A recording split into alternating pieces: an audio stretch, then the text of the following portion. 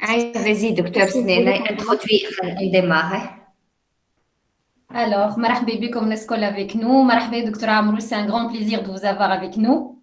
Votre micro, voilà, marhaba. On va pas encore vous retenir beaucoup, on va démarrer directement. Donc, avec, on va dire, ma spécialité. Vous allez nous faire le tour d'horizon de votre spécialité, la nutrition. Comme ça, vous allez aider les jeunes à aimer la spécialité, à la choisir, donc en leur parlant du cursus, des CEC à faire, des opportunités de travail à l'hôpital comme au privé à l'étranger. Et à vous la parole, marhaba bik. Merci beaucoup, Mahbabi comme le col. Merci, Dr Sonia Mahjoub. Merci, Dr Snen, pour m'avoir invité. Je suis professeur Shiraz Amrouche, professeur en nutrition et maladies nutritionnelles. Je suis en même temps le chef de service des consultations externes et maladies de la nutrition D à l'Institut de nutrition et en même temps coordinatrice de la spécialité nutrition au sein du collège national nutrition et endocrinologie. J'ai vraiment le plaisir aujourd'hui de présenter à nos jeunes résidents la spécialité, ma spécialité que j'ai choisie avec beaucoup de conscience de l'intérêt, de son intérêt. D'abord, je dois vous dire que la spécialité nutrition maladie nutritionnelle a vu le jour en 1981. Vous savez très bien que le choix de spécialité pour les résidents était entre les spécialités médicales et spécialités chirurgicales jusqu'en 1980. Et à partir de 1981, on choisissait la spécialité nutrition. Elle était dite médecine interne option nutrition, mais depuis 2004, c'est une spécialité qui s'appelle la nutrition et les maladies nutritionnelles. Alors, au terme donc de ces études et de ces stages, le résident en nutrition et maladies nutritionnelles va acquérir toutes les compétences scientifiques et médicales, aussi bien cliniques que techniques, qui vont lui permettre de dépister, diagnostiquer, traiter, surveiller et prévenir tout déséquilibre nutritionnel ou métabolique par insuffisance ou par excès. Donc, en totalité, les principaux objectifs de sa formation, le médecin nutritionniste tunisien, il dépiste, confirme et prend en charge toutes les pathologies liées au métabolisme des micronutriments, c'est-à-dire les vitamines, les minéraux, les oligoéléments, les compléments alimentaires, dépiste, confirme et prend en charge toutes les pathologies liées au métabolisme des macronutriments, le métabolisme des glucides, notamment le diabète, les métabolismes des minéraux, les oligoéléments. Des pistes, excusez-moi, le diabète, le métabolisme des lipides, c'est-à-dire les hyperlipoprotéinémies essentiellement, le métabolisme des protéines. Des pistes et confirment aussi toutes les pathologies en rapport avec les états de dénutrition de l'adulte et de la personne âgée, qu'elles soient de cause aiguë ou de cause chronique. Il indique et met en place et assure le suivi des techniques de nutrition entérale. Il dépiste, confirme et détaille le bilan de retentissement des obésités, traite les obésités avec une prise en charge nutritionnelle et indique la prise en charge médicamenteuse, mais aussi chirurgicale. C'est la pose de l'indication de la chirurgie bariatrique, c'est l'apanage du médecin nutritionniste et il assure son suivi. Il dépiste aussi, confirme et prend en charge le syndrome métabolique, le diabète dans ses différents types et situations.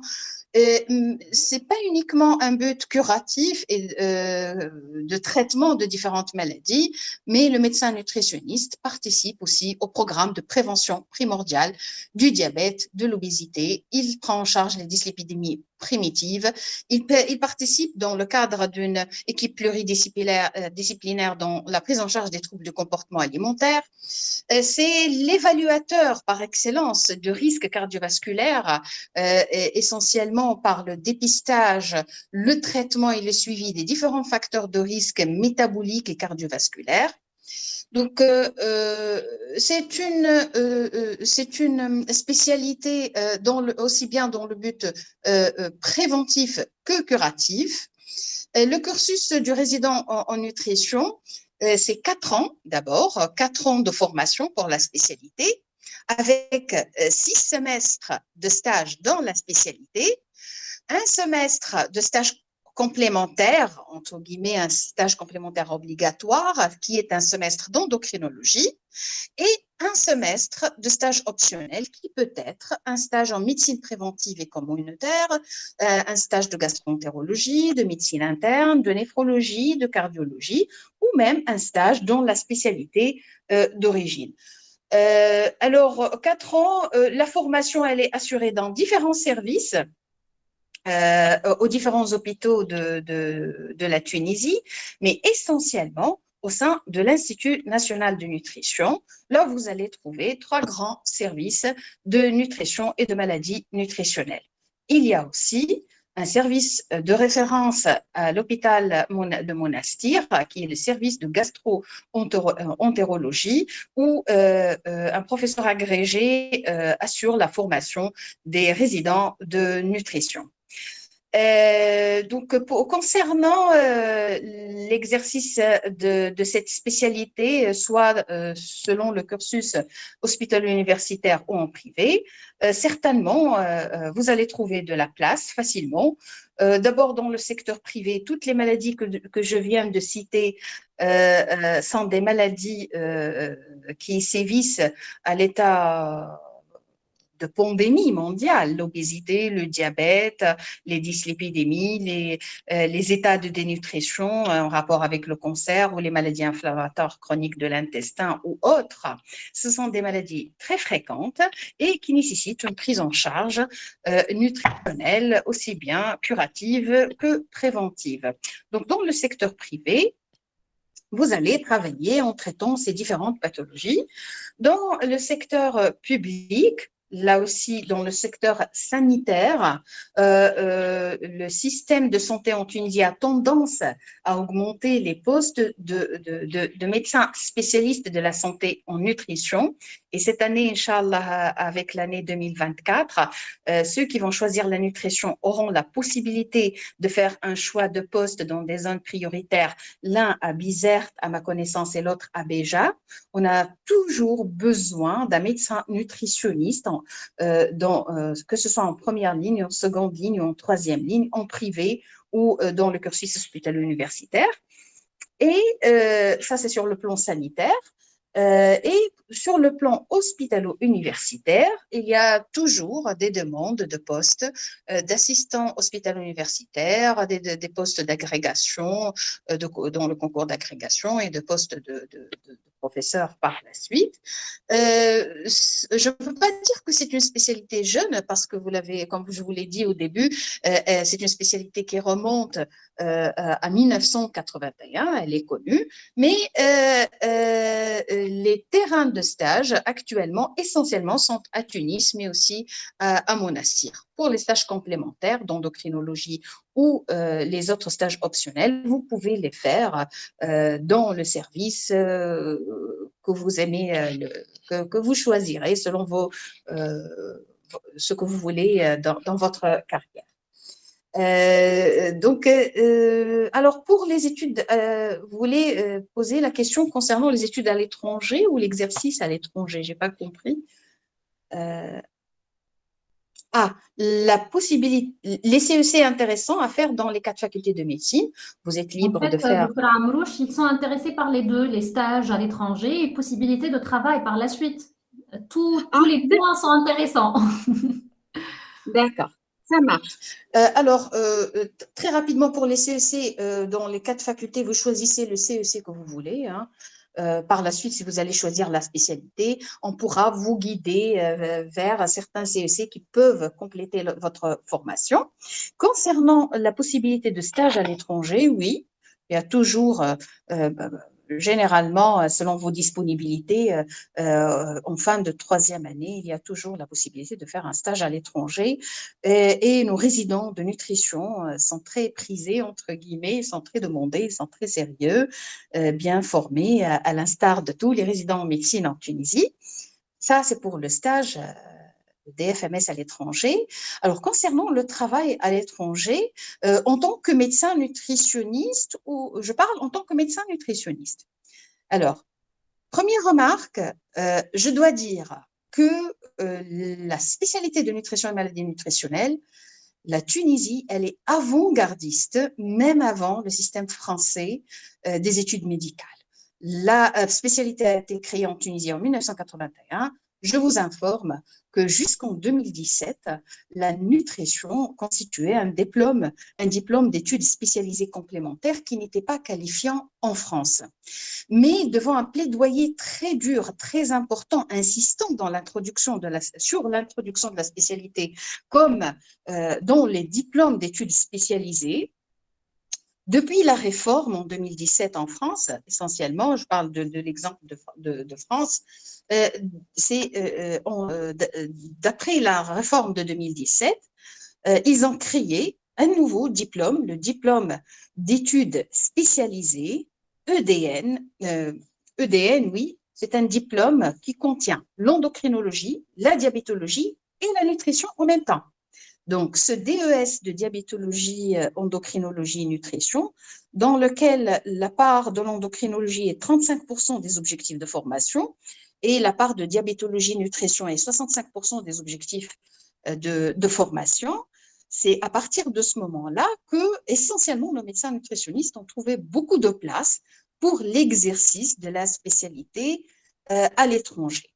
Alors, c'est vrai qu'il faut passer par l'équivalence, il faut passer l'équivalence pour pouvoir travailler dans la spécialité en France, mais ça n'a pas été difficile jusqu'à maintenant. C'est pas pour promouvoir, c'est pas une promotion pour passer l'équivalence, mais on a eu de belles réussites dans ce sens pour nos résidents en nutrition et maladies nutritionnelles qui ont passé l'équivalence pour le DES d'endocrinologie, diabétologie, nutrition.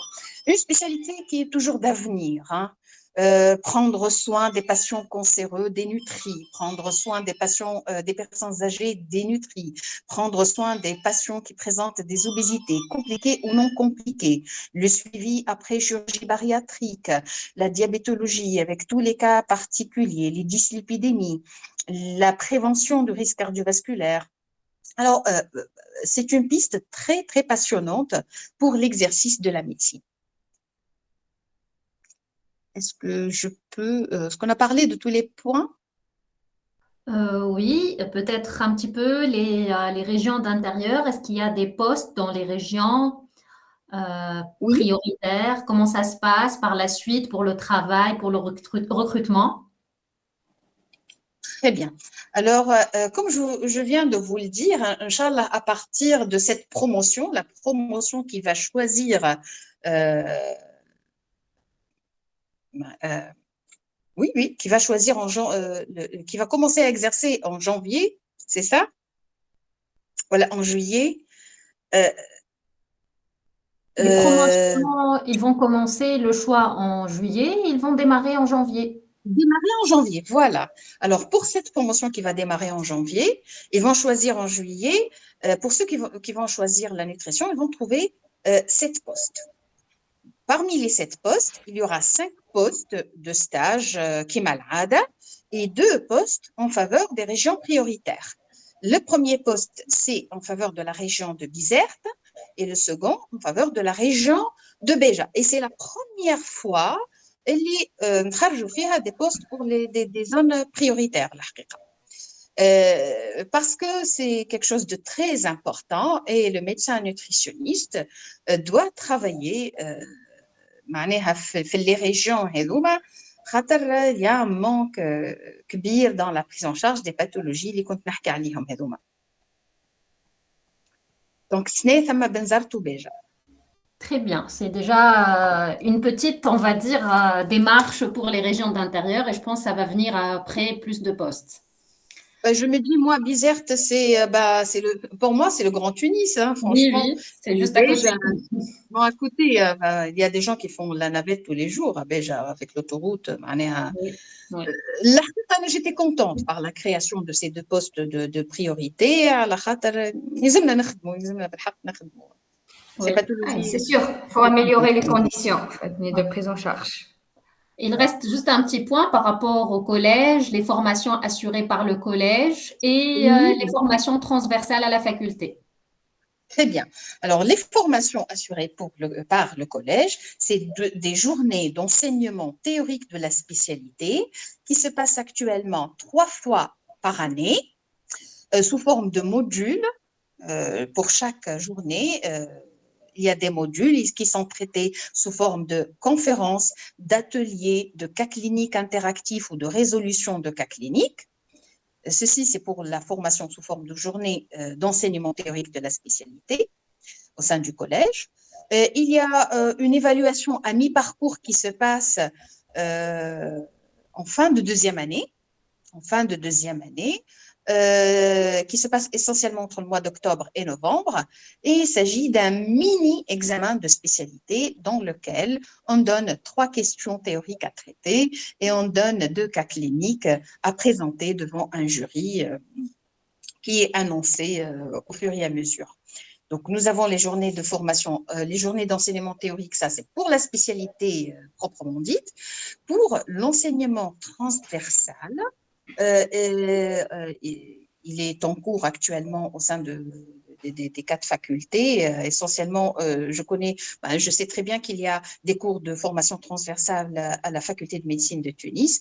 Là, on participe dans la formation sur les obésités et les dyslipidémies aussi. Et vous pouvez participer à d'autres cours de formation transversale, bien entendu.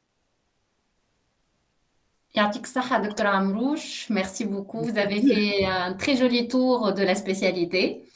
Je pense qu'on n'a pas de questions en plus, donc c'est bon, on a fait le tour. Je vois que Dr Kamoun est connecté avec nous, donc on restera toujours dans le même domaine, en face de la nutrition à l'endocrinologie. Merci.